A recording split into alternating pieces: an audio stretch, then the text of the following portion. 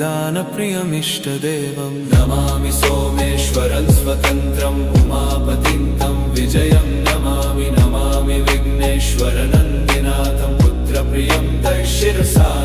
नमामि देवं भवदुःखशोकविनाशनं चन्द्रधरं नमामि नमामि गङ्गाधरमीशमीड्यमुमाधगं देववरं नमामि नमाम्यजादिशपुरन्दरादिसुरासुरैरचितपादपद्मं नमामि देवी मुखवादनान इक्षार्थमक्षित्रितयं यैष पञ्चामृतैर्गन्धसुधूपदीपैर्विचित्रपुष्पैर्विधैश्च मन्त्रैः